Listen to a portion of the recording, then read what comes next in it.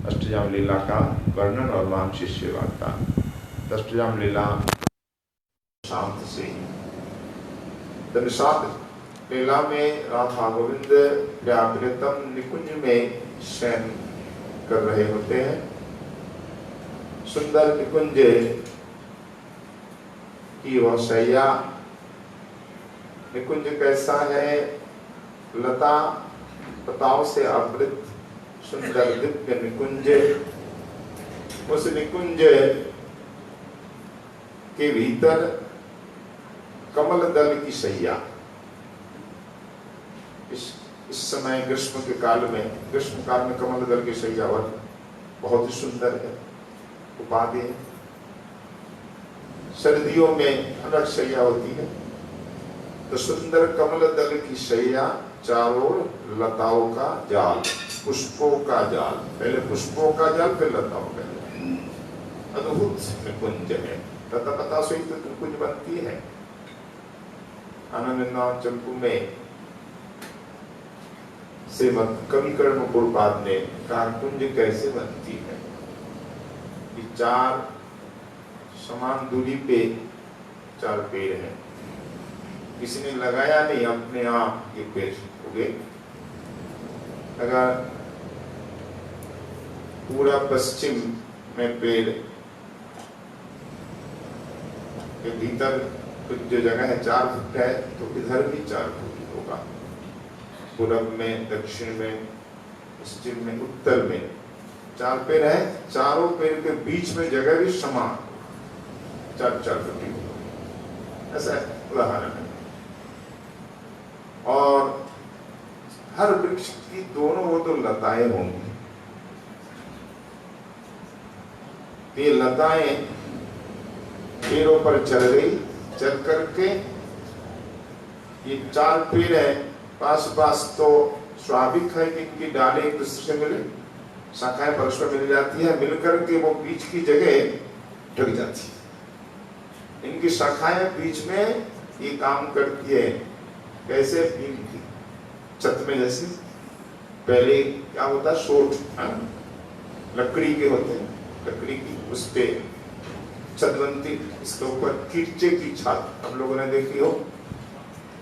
लकड़ी ईंटों की तो दीवार बन जाएगी, मिट्टी की चिनाई से छोटी छोटी ईंटों की दीवार मोटी मोटी, इसके ऊपर कीचे बिछाए जाएंगे। कीचा मतलब लकड़ी के पट्टा बिछा करके नीचे ये चोट लगाया जाएगा। उस पर मिट्टी के ऊपर मिट्टी ईंट से छत बनती है। ये पुरानी छत ऐसे ही बनती थी। इसके बाद पत्थर की छत बनने लगी छत। अब तो कंक्रीट की ढलाई। जय जय श्री राम, जय हो राधा नयनानंद सिंह भगवान की जय। कीचे की छत में क्या है कि विशेषता की ठंडी रहती, लकड़ी बिछाई जाती है, फिर मिट्टी छोटी छोटी ईंट मोटी छोटी छत, ठंडक देती। आज भी पत्थरों की छत आज बनती है, यहाँ बन रही है।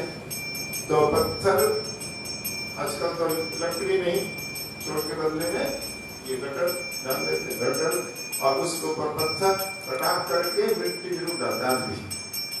मिट्टी डालते इसलिए ठंडक है। भयंकर गर्मी पड़ती है, इसमें डर रहता है ना मिट्टी नहीं तो पत्थर फट जाते हैं।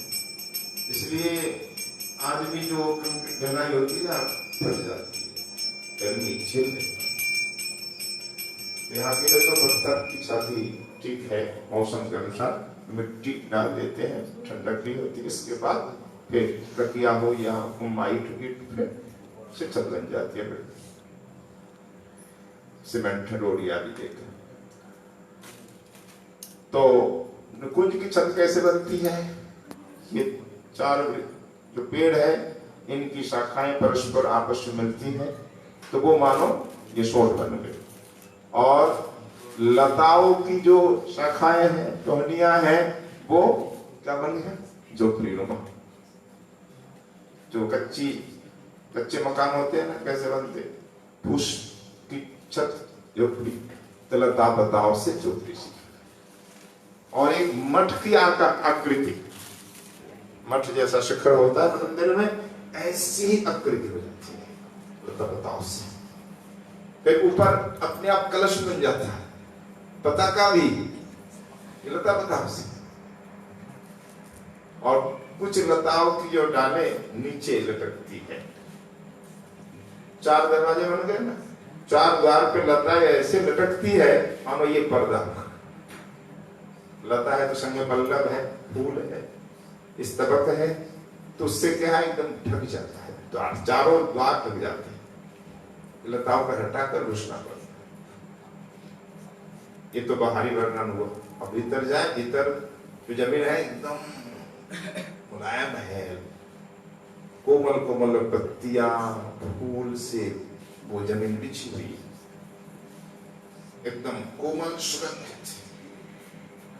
तो कुंज में जाकर जुगल सरकार विश्राम करते हैं, सखियां विश्राम करती हैं, और सखियां पे विशेष रूप से शैया भी बनाती हैं पुष्पों से अलग अलग। ऐसी ऐसी निकुंज बहुत है, अपने आप ये निकुंज बनी है। कुंज निकुंज की बात है।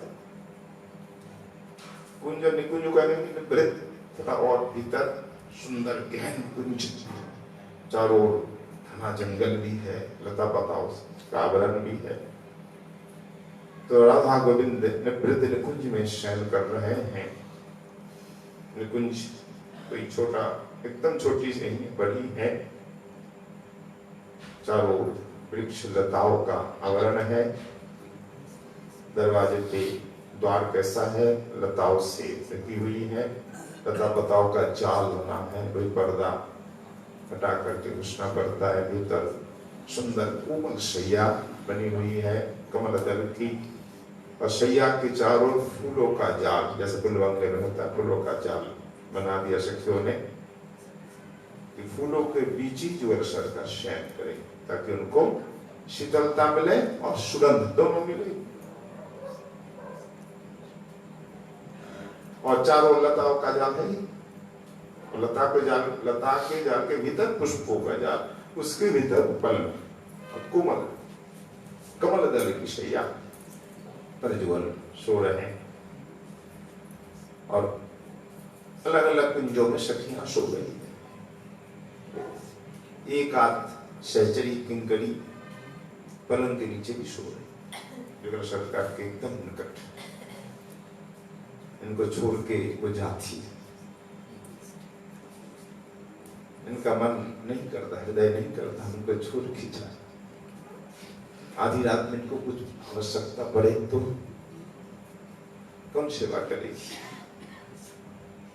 कभी कभी ऐसा होता ना, आपके वृद्ध पिता माता है तो अकेले नहीं छोड़ते, कक्ष में कोई ना कोई रहता है, पता नहीं रात में कब उसकी कौन सी वस्तु की आवश्यकता पड़ जाए। जहाँ अधिक प्रेम होता है अकेले नहीं छोड़ते, कहीं पास में हमारे नाम भी नहीं। तो सखियां कैसे राधा रानी को छोड़े। तो कुछ जो मंजरी है दासियां वो निकट रहे, चरणों के नीचे लेट जाके या पलंग कर नीचे अब सो रहे हैं। ये दृश्य है अपने पदों में सुना ना भी, ज्ञानदास जी के पद में किस प्रकार सो रहे। शयन शोभा किस प्रकार है। कुसुम से जो परी किशोरी किशोर, घुमाल दुर्जन हिये जोड़। बंगला पद है। किशोरी और किशोर दोनों कुसुम शेष पर सो रहे हैं। हिये जोड़, दोनों का हृदय लगा हुआ, हृदय से हृदय चिपटा कर सो रहे हैं। और कैसे न अधरे अधर धरु भुजे भुज बंध, अधर अधर से सटा हुआ है दोनों भुजाओं में। श्री कृष्ण की भुजा राधा रानी की ओर है तो राधा रानी की भुजा से कृष्ण भुज से ऐसे आलिंगनबद्ध होकर सो रहे हैं भुजाओं से। और उर उर चरण चरण एक, दोनों जान चरण साफ लगे। कैसी शोभा है, उपमा दे रहे हैं। उपमा भी कितनी है देखिए। कुंदन कन्या जरित, कुंद कन्या मतलब सोना, सोना से जरित है नीलमणि। बिना सोना के नीलम की भी शोभा नहीं। तो नीलमणि मणि कोई भी नग हो उसमें सोना तो चाहिए, सोने से ही जटित होगा। तो सोना हमारी राधा रानी है, वो भी कुंदी हुई, कुंदन कुंदन तप्त कांचन जिसे कहते, एकदम कसौटी पे जो खड़े उतरे, इस प्रकार राधा रानी विशुद्ध सोना है तो नीलमणि नीलम से गोविंद है, और सोना से जड़ित निर्मल। और नभ में फिर उदाहरण नहीं, ये भी मन नहीं भरा, कैसा न नभ में जरावल जिन सौदामिनी, मानो ये नभ मेघ है हमारे श्याम सुंदर और सौदामिनी विद्युत है राधा रानी। फिर कहते नहीं, लगता है ये दोनों ही चंद्रमा है, चांदे चांदे कमल कमल एक मिली, दोनों चंद्रमा का मिलन देखो, दोनों कमलों का मिलन, एक स्वर्ण कमल एक नीले कमल है। फिर कहते नहीं, चकोर और भ्रमर है, चकोर राधा रानी है तो भ्रमर से गोविंद है। फिर कहते नहीं, मोर से गोविंद है और भुजंगिनी नागिन हमारी राधा रानी, दोनों का मिलन देखो, ऐसा होता है कि नहीं होता। शिखी कोड़े भुजंगिनी मतलब मोर के क्रोध में नागिन सो रही है, फिर भी भाग नहीं रही बेटा। यही तो निकुंज की विशेषता है, ये मोर और भुजंगिनी से, सर्पिनी से, नागिनी से उदाहरण दिया है। फिर कहते नहीं, लगता है यमुना का जल है गोविंद है, गोविंद यमुना का जल है तो राधा रानी चकवा, चकवी कोक मतलब चकवा, या अरुण राधा रानी है तो तिमिर गोविंद है, फिर भी अंधकार भाग नहीं रहा। अरुणोदय में अंधकार भाग जाता है पर यहाँ नहीं, अरुण राधा रानी है तो तिमिर सी गोविंद है, काम गोविंद है तो कामिनी राधा रानी, इस प्रकार दोनों शोभा, अद्भुत शोभा है। और वृंदा देवी का आदेश, पक्षी कलरव करने लगे, लवंग नहीं अंगुर लताओं में, झाड़ियों में ये सारी, और अनार के वृक्षों में शुक, आम्र वृक्ष में आम में कोयल, और पीलू वृक्ष में कपोत, कदम में मोर, ये सब आवाज करने लगे। लताओं में भ्रमर, और धरातल पे पृथ्वी पर कुट मुर्गा आदि आवाज करने लगे। वृंदा देवी का आदेश हुआ है। पहली बार तो ये आए, वृंदा जी का आदेश हुआ, सब पक्षी आए निकट, पर आवाज नहीं कर, इनका हृदय नहीं बोल, इस प्रकार जुगल सो रहे हैं, हम कैसे में जगाए। देखो दोनों एक साथ हृदय से हृदय लगाकर एक प्राण दो देही, ऐसी दिव्य शोभा इस समय है। हम इनको जगाए, निद्रा भंग कर दे, अलग विचार, कैसी दिव्य शोभा है, लता के जाल से दर्शन भी हो रहे हैं। पर ये चुप आए सब पक्षी पर मुख है, आवाज नहीं कर रहे। वृंदा देवी कहते क्या हुआ, आवाज करो ना, अब दोबारा आदेश तो करना पड़ेगा। तो ये पक्षी आवाज करने लगे, कोयल, कोकिला, मोर और मोरनी, भ्रमर, भ्रमड़ी, शुक, सारी, कबूतर, कबूतरनी सब आवाज करते हैं। इधर बंदरिया, मुर्गा अपनी अपनी ध्वनि करने लगे, चारों आवाज होने लगी। संपूर्ण निकुंज कुंजस्थल मुखरित हो गया। अब इतनी आवाज में कब तक सोते रहे। जब भ्रमर ध्वनि कर रहे थे, भ्रमर के गुंजार में सुख निद्रा हो रही थी। भ्रमर जब गुंजार करते हैं, मानो कि बीड़ा बज गई और निद्रा और गाड़ी हो रही, बीड़ा बज रही। कोयल की आवाज भी बहुत मीठी है, कू कू मीठी आवाज, इसमें भी जो है निद्रा में बाधा नहीं। सुख सारी का गान भी मधुर है, मोर का जरूर थोड़ा तीव्र है, केका केका आवाज। आज भी मोरों की ध्वनि सुनाई पड़ती है। पहले तो खूब सुनाई पड़ती थी ढोल में, आजकल बहुत कम सुनाई पड़ती है। हरिद्वार की तरफ सुनाई पड़ती है। पहले बिरंगी बगीचे में खूब मोर थे, कटिया स्थान में खूब मोर, रामधाबाग में गत्तानी मन में खूब मोर, पर आज यहाँ मोर नहीं है कि बंदर आ गए। तो मोरों की आवाज यहाँ से सुरमा को जब बहुत सुंदर सुनाई पड़ती। भोर होते ही 4 बजते ही 4 साढ़े 3 बजे ही मोरों की ध्वनि। मोरों को पता है कि मंगल आरती होगी और जो सरकार दोनों जगेंगे, तो वो ठीक उसी समय आवाज करते हैं, उससे पहले नहीं, रात्रि में नहीं करेंगे आवाज। 2-3 बजे तक नहीं, 3 बजे के बाद आवाज शुरू होती। यहाँ एकदम साफ सुनाई पड़ती कि का क्यों क्यों इस प्रकार आवाज होती। तो मोरों की आवाज कानों तक जा रही तक। निद्रा भंग तो हुई पर फिर सो गए। एक दूसरे से अलग होना ही नहीं चाहिए। पर कब भय हो जाता है? जब कबूत आवाज करने लग जाते हैं। कबूतर का आवाज बिठाने कर्कश रुखा है, तो कबूतर फिर मुर्गा, तब उनको जो है सुख नहीं होता, फिर जगना ही पड़ता। इसके बाद जब अभी तक नहीं जगे तो बंदारी अंतिम उपाय मांस की तरह बंदरियों को लगा देते। कखटी बंदा देवी की बंदरी है, नाम कखटी, बूढ़ी बंदरी है, उसकी आवाज बहुत ही रुखी है। अंतिम में बंदा देवी कहते बंदरिया अब जाओ, तुम जाओ, कखटी अब तुम झकाओ। तो उसकी ध्वनि से तो जुगल बिल्कुल लग जाता। तो जुगल साकार इस प्रकार सो रहे हैं, उसका वर्णन यहाँ क्या है?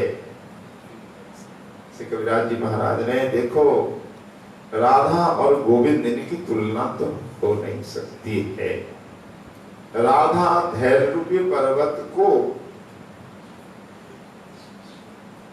या राधा धैर्य रूपी पर्वत का गर्व को खर्व करने के लिए एक कृष्ण में ही सामर्थ्य है। पर्वत के गर्व को खंडित करने का सामर्थ्य एकमात्र श्री कृष्ण में है। और श्री कृष्ण रूपी मत गजराज को बांधने की शक्ति भी राधा रानी में और किसी में नहीं है।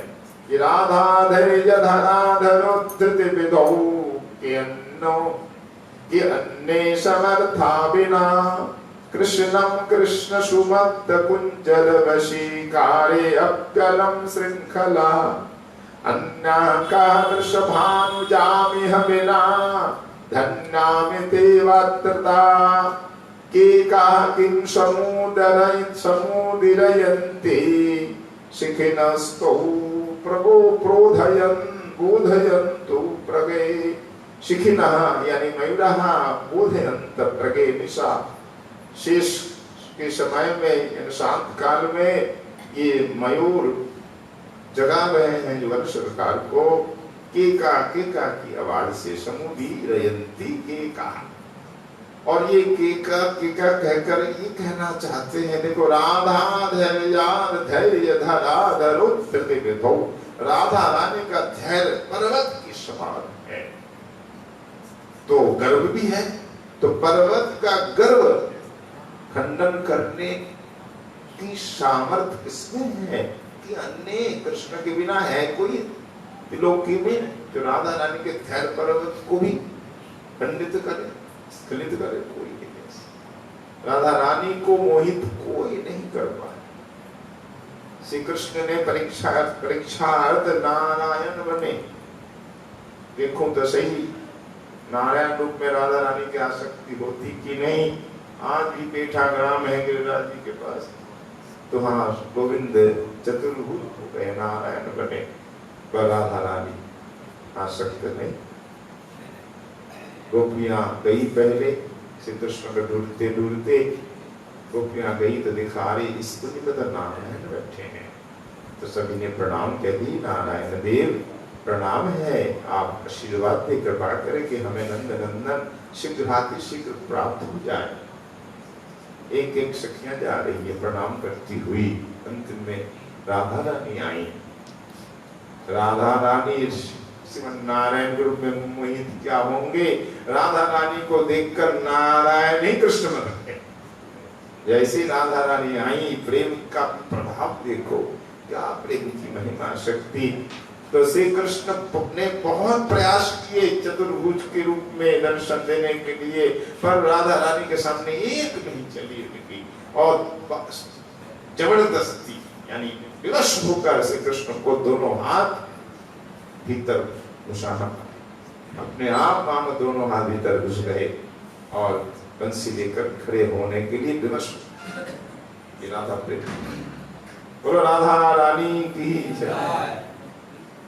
राधा रानी का धैर्य ऐसा है कि कभी धैर्य उनका जवाब नहीं देता, अचल अटल पर्वत की तरह है। पर राधा रानी का धैर्य विचलित करने के लिए एकमात्र श्री कृष्ण ही परम समर्थ है। जब मुरली बजती है तो राधा रानी का धैर्य जवाब दे देता है, तब वो दीवानी होकर दौड़ती है ना बंसीवट में, रास में। एकमात्र गोविंद में ही सामर्थ्य है कि राधा रानी को भी चंचल करे। उसी प्रकार श्री कृष्ण को बांधे ऐसी शक्ति मत राधा रानी को। श्री कृष्ण कैसे है? कृष्ण सुमत कुंजर, मत यानी मत वाले, कुंजर हाथी, वो भी सुमत, अत्यंत ही प्रमत। मत वाले हाथी को कौन बांध सकता है राधा के बिना? तो राधा रानी श्री कृष्ण हस्ती को, गजराज को वशीकरण करने में मानव श्रृंखल है, शांकल है। तो राधा रानी ही कृष्ण को वशीभूत कर सकती है। ऐसी हमारी वृषभानु किशोरी और ऐसे हमारे श्री गोविंद, देखो दोनों कैसे सुख शयन में शायित है, सुख शैया में दोनों शयन कर रहे हैं। वास्तव में ये जुगल सरकार सबके आदर के पात्र है, धन्यवाद के पात्र है। यहाँ की तो ऐसी भाषा है ना, तो भगवान नहीं मानते ना। ये जुगल सरकार हमारी राधा रानी वास्तव में सबकी आदर की पात्री है और धन्यवाद की पात्र, साधुवाद के पात्र हमारे गोविंद भी। ये देखो गोविंद जिस प्रकार, राधा रानी उसी प्रकार। दोनों में हम किसको बड़े कहें, किसकी महिमा हम गाए? महिमा देखें तो दोनों की समान है। तो दोनों को ये जगा रहे हैं, मोर दर्शन भी कर रहे हैं और जगा भी रहे हैं, महिमा गा भी रहे हैं, सुख सारी भी गा रहे हैं। उधार मुर्गा भी आवाज करने लग गया, हर्ष दीर्घ प्लुतयुक्तम कुकु कुकु इति स्वरम, कुक्कुटो अप्यपठत प्रातः वेदाभ्यासी पटुर्यथा। प्रातः काल ब्राह्मण बालक इस प्रकार हर्ष दीर्घ प्लुत स्वर में वेद का पाठ करते हैं, ठीक उसी प्रकार एक कुक्कुट मुर्गा भी कुकु को आवाज करने लग गए और चारों ओर से घनघोर आवाज होने लगी। और जुगल सरकार तो सखियां भी जगा रही हैं, सुख सारी आदि पक्षी तो जगा ही रहे हैं, सखियां भी जगा रही हैं, गा गा करके सारी भी सुतुबी कि जागा हूँ वृषभानु नंदिनी नागर युवराजे। हे वृषभानु नंदिनी, हे नागर युवराज जग जाओ, अब बहुत देर हो चुकी है, अब उठ जाओ। मदन कुंज भ्रमर कुंज कोकिल घन गाजे, जागो वृषभानु नंदिनी नागर युवराजे। मदन कुंज भ्रमरा कुंजे, कोकिल कुहू गाज। ये मदन कुंज है, कुंज में भ्रमर गुंजार कर रहे हैं, कोकिला कुहू गाजे। ये कोकिल कोकिला कुहू कुहू ये घन घन आवाज कर रहे हैं।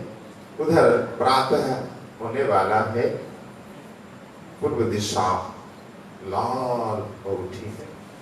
अकरुण पुन बाल अरुण, अकरुण पुन बाल अरुण, उदित मुदित कुमुद बदन। बहुत अनुप्रास है पदों में। अब देखो ये अरुण कितने अकरुण है, निर्दयी है, बहुत ही शीघ्र अरुणोदय होने लगा। अरे थोड़ी और विलंब कर देगा। इतनी जल्दी का ही की है, वास्तव में निर्दयी है, हृदयहीन है, हृदय नहीं है। तरुण पुनः बाल अरुण उदित मुदित कुमुद वदन। देखो उदित हो गए ये बाल अरुण, अरुण की किरण को देख करके चमक चुंबी चंचरी पद्मनि को सदन साजे। और कुमुद में उस समय रात्रि में कुमुद में ये भ्रमर बैठे होते हैं, मकरंद रस पीते रहते हैं। जैसे अरुणोदय होता है ना, अरुणोदय होते ही ये चमकित या चकित हो जाते हैं भ्रमर। पद्मिनी का सदन साज यानी कमल मकरंद पीने वाले जो भ्रमर भ्रमरी है, अरुणोदय होते ही ये चकित हो जाते हैं, उनको उठ जाना पड़ता है, क्योंकि अभी कुमुद फिर बंद हो जाएगा।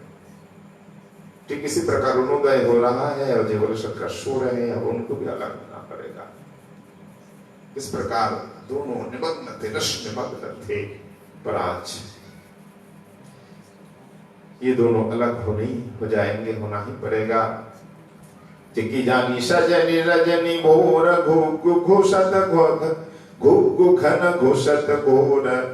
देखो सजनी और रजनी भोर हो रही, घु घन घुसत घोर।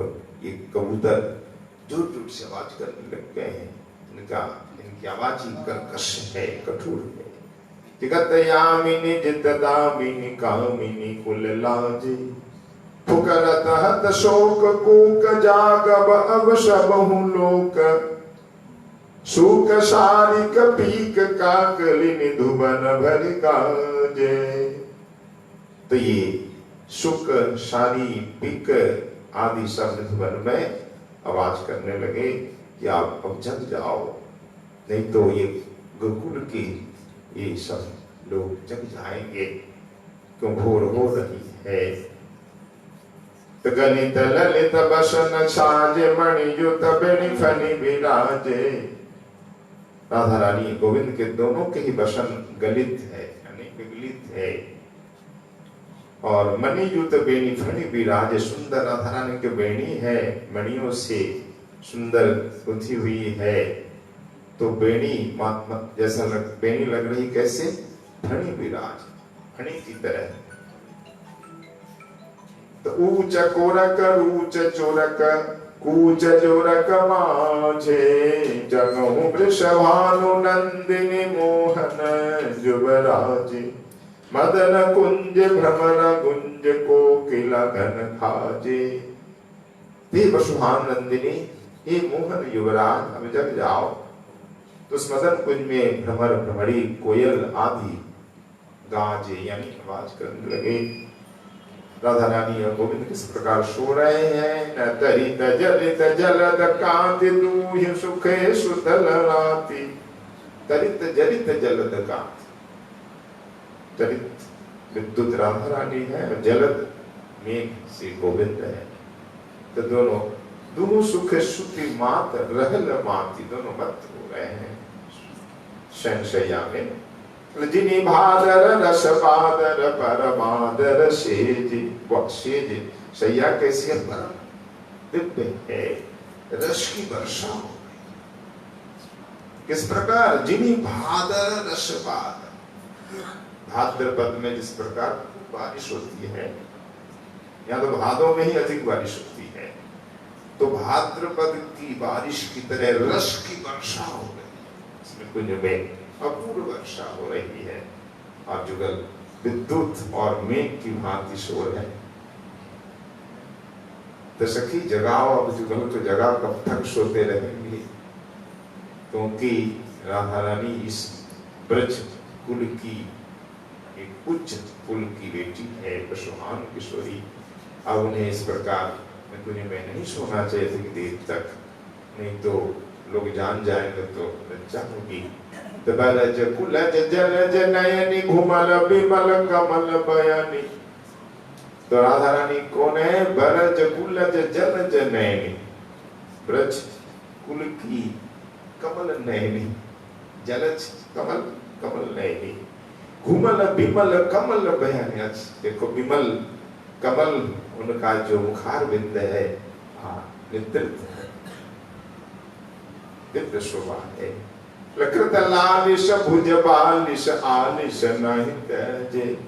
कृत लालिश भुज बालिश, लालन श्री गोविंद का अपूर्व लालन, प्यार, लाल प्यार से श्री किशोरी सो रही है। कहा कैसे? तकिया कौन?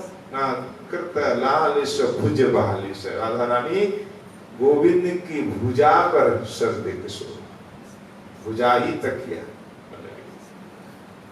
तो कृत लालिश भुज बालिश आलिश नहीं त्याजे। तो गोविंद की भुजा में सर देकर किशोरी परम सुख पूर्वक निद्रित हो रही है। आलस्य नहीं त्याज, यानी अलस को छोड़ नहीं रही है, त्याग नहीं रही है, सुख पूर्वक सो रही है। सखिया दर्शन कर रही है। अब तो जगाना पड़ेगा ही, इस सुख शैन को तोड़ना ही पड़ेगा। टूटल किए फूल धन गुण किए रति ने भेल तुन सुन। समर माझे परल लाज रतिपति भय भाजे। देखो यहाँ जुगल सरकार सो रहे हैं, कामदेव फूल सर और धनुष को लाया, पर श्री राधा गोविंद की प्रिया प्रियतम की शोभा का दर्शन करके टूटल किए फूल धन गुण, यानी धनुष का जो प्रत्यांचा है वो टूट गया।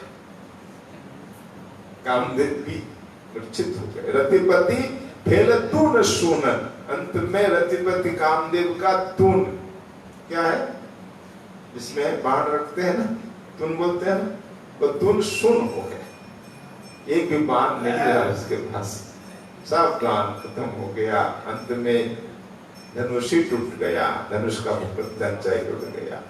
तो हमारा माझे पर और लज्जा हो गई। भाई युद्ध के समय अगर धनुष गिर जाए या प्रत्यंचा टूट जाए और तुम ही बाण से शून्य हो जाए तो लज्जा की बात होती है। तो शर्म के मारे रतिपति भय भागे, लज्जा और भय से। समर माझे पर लाज रतिपति भय भागे। तो जुगल अपूर्व सुखपूर्वक सो रहे हैं। दिव्यादि दिव्य उनकी शोभा है। सखियां दर्शन कर रही है, वर्णन कर रही है, अनेक पद पदावली है इस सुख निद्रा का, निकुंज का वर्णन के रूप में। अब जुवतियां सखियां कह रही अब तो हमारे ऊपर विपत्ति आ गई है। इस प्रकार श्यामा श्याम सो रहे हैं, प्यारे प्यारी जी सो रहे हैं, हम जगा भी तो नहीं सकते।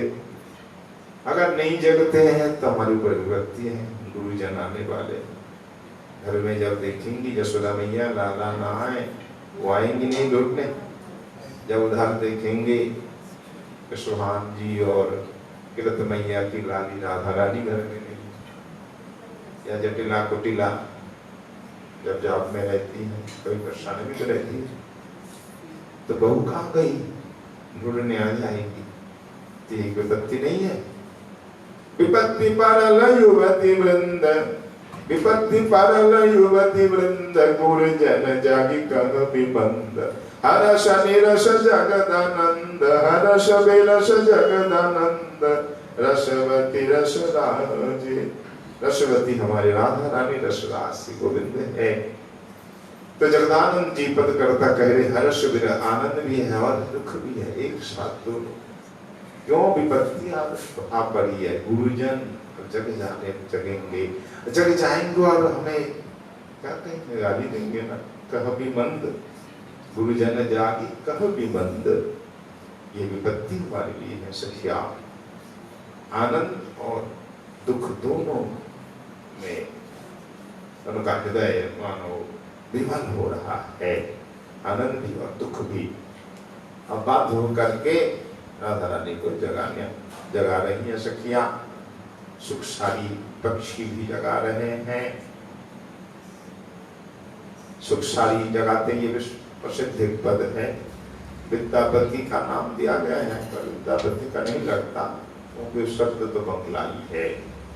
कि राई जागो सारी सुख वाले कत निद्रा जाओ कालो मानिकेर कोले। तो सुख सारी ये दोनों राई जाग यानी राधा रानी जगो जगो। अब कितनी देर तक उस काला मानिक की गोद में सोती रहोगी? काला मानिक हमारे कौन है? श्याम सुंदर। तो कब तक सोती रहोगी? अब तो जग जाओ नादे। रजनी प्रभातो होई लो बोली है तो मानी अरुण किरणो हेरी प्राण का डरे। तो रजनिया प्रभात हो गई है ये तो सोरी, अब तो जग जाओ। देखो अरुण की किरण आ पड़ी है, देख करके हमारे प्राण कांप रहे हैं, हृदय कांप रहे हैं। तो सुख साई इस प्रकार दोनों को जगा रहे हैं। कभी सारी कहती है सारी वाले सुख डाक उच्च सरे। हे सुख तुम उच्च स्वर से बोलो ना, आवाज करो, तेज आवाज करो ताकि जग जाए जुगल। और प्रबल पवन बहे कुंजर भीतर, प्रबल हवा बहने लगी, हवा की आवाज जग जाए। बहुत प्रकार प्रयास किए जा रहे हैं। फिर सारी कहने लगी सुख तुम ऊपर जाओ ना, आकाश में उड़ करके आवाज करो जोर जोर से। सुख सारी वाले वही सुख गगने उड़ी डाको नवो जाले धरे जा आनी और उड़े ढाको। नहीं तो ऐसा करो ऊपर जाओ, आकाश में उड़ करके नव जलधर को बुला लो, मेघ को बुला करके पूर्व दिशा को ढक दो, प्रकाशता की दिखे नहीं तो जुगल सोते रहेंगे ना। तो नव जलधर आनी अरुण ढाक यानी अरुण को ढक दो। सुख वाले वही सारी मोरा पोषा पाखी जागा लेना जागे राई धर्म कर साक्षी। तो हम तो इनके पोषा पाखी मतलब क्या कहें, पालित, इनके द्वारा राधा रानी की ये पालित है। सुख सारी हम तो इनके हैं, तो इसलिए हम जगाते कभी जगते नहीं। जो घर के होते हैं ना, मुंह ममता होती है, स्नेह होता है, जगाता कभी जगते नहीं। तो देखो हम तो प्रयास कर रहे हैं पर ये जग कहाँ रहे हैं, क्या किया जाए? अब उपाय बोलो। सारी कहते आप ऐसा करो, वेद ध्वनि करो, वेद की ध्वनि, तो वो अवश्य राधा रानी जग जाएंगे। तो सुख बहुत जोर जोर से ध्वनि करने लगे, वेद पाठ करने लगे। तो सुख सारी को सब आता है, ये बड़े शिक्षित है। राधा रानी सब सिखाती है, गोविंद भी सिखाते हैं, और ये सब भगवान के परिकर है ना, नित्य है। ये सब बड़े बड़े सिद्ध मुनि है। तो जोर जोर से वेद पाठ करने लगे तो राधा रानी अब जग गई। चमक की जागी राधा विनोदिनी, हमारी राधा विनोदिनी अब जग गई। बोले विद्यापति कहे चाँद गेल निज ठाई अरुण उदय भेल चल गृह जाई। विद्यापति कहते हैं यानी सखियां, सखी रूप में कि किशोरी देखो चांद गेल निज ठाई मतलब चंद्रमा वो गया अपने भवन, इसलिए अरुणोदय हो गया, अब नहीं रहना चाहिए, अब चलो घर जाए हम। सुख सारी आदि पक्षी इधर सखियां राधा गोविंद को जगा रही हैं। जुगल सरकार जो है कुसुम सैया में सो रहे हैं। अपूर्व सुख निद्रा में उस सैया का भी दिव्य वर्णन है, निकुंज का ही वर्णन है, अद्भुत वर्णन के बीच में ये सो रहे हैं। सारी जगा रहे हैं, जगह नहीं अब चल रहा है। तो लीलामृत में सारी सुख कैसे कैसे संबोधन करेंगे। हे गोकुल बंधो जय हो आपकी, हे रस सिंधु आपकी जय हो, जागृह तलुपम तेजस्वी कल्पम। अब तो जग जाओ, ये चंद्रमा की तरह इस सैया को त्याग दो, अब त्यागो, अब त्यागो, जागो जागो। इस प्रकार सुखशाली का गान और इनके द्वारा प्रबोधन हो रहा है। विस्तारी है, राधा गोविंद को जगाने के प्रयास चल रहा रहे हैं तो कल भी सुनेंगे किस प्रकार ये पक्षी ठाकुर को जगाते हैं, ठाकुरान को जगाते हैं, वृंदा देवी क्या क्या करती हैं, फिर सब कुछ वृंदा देवी के निर्देश पर ही होता है। तो आगे का वर्णन जिस प्रकार हमारे कविराज गोस्वामी जी महाराज कर रहे हैं, उनकी कृपा और आपके आशीर्वाद से पुनः कल आस्वादन का प्रयास होगा। आज यहीं पे श्री गोविंद लीलामृत आस्वादन का विश्राम होता है। बोली श्री राधा नैनानंद जी महाराज की जय, श्री राधा गोविंद भगवान की, आज के आनंद की जय, श्री गोविंद लीलामृत की जय, श्री कविराज गोस्वामी जी महाराज की जय जय, श्री राधे सदा